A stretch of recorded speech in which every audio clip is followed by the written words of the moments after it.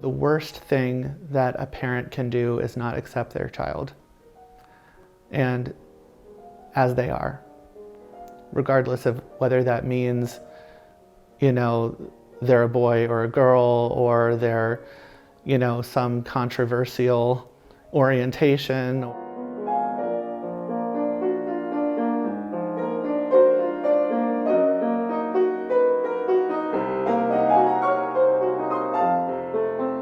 I'm Nick Fontana.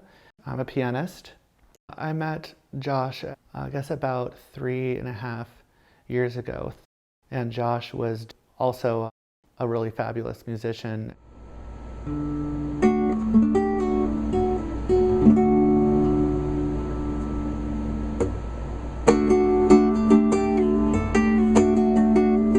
And he was so loyal and so just went to extremes to do things for you to make things better. I mean, he was really funny. Occasionally I would think, wait, what? And I'd look over at him and just see him betray himself with the smallest smile. It seemed really positive, but he was also really good at hiding how bad it was. So, I mean, he had no family except for his partner and 2-year-old son.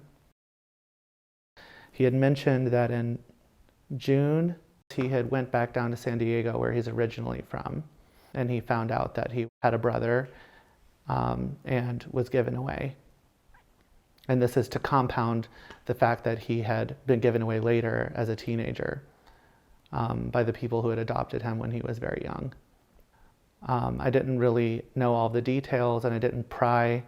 Later, I found out that he had stayed with his ex, but he was there to meet with his biological mother.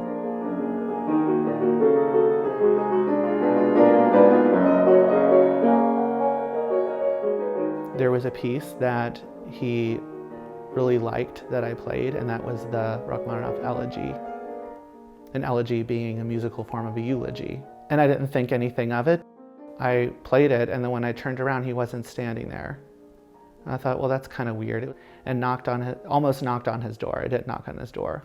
And I thought, gosh, you're being so weird. Give him some, space to breathe, And so I just left him alone, and I didn't see him that night. And I thought, okay, well, I'll see him tomorrow. And so I woke up, I got a call. Nick, where's Josh? So I went in his room, and I found 3 suicide notes. Everything happened really fast. We were looking just for anything we could find when he got another message, and it was forwarded from the ex, and it was a pre-timed message with an address. They lifted him by his arms and legs into a body bag and put him in the back of the van and took him away.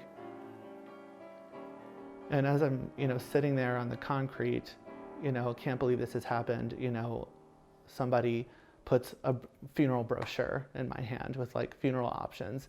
And I'm trying to process that Josh is versus Josh was. I just can't even process that, and now I'm looking at funeral options.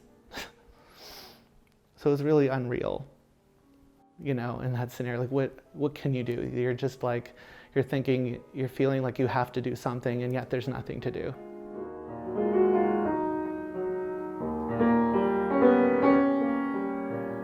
I wish that I had given him a hug. So this was sort of, in a way, his funeral music. It has a very dark sound, very heavy, and also very empty.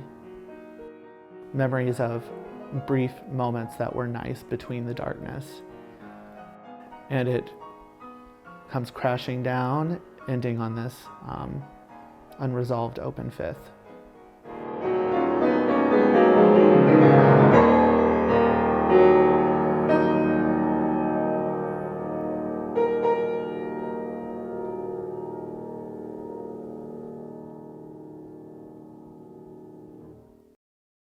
He was 30 years old. The greatest that I'd ever known. If I swallow my pride, maybe I can come home. But if you can't see me or feel how I feel, Well, I guess I just have to hop right back behind the wheel. Now I'm standing here crying for you. I got nobody like you. Now I am just thinking.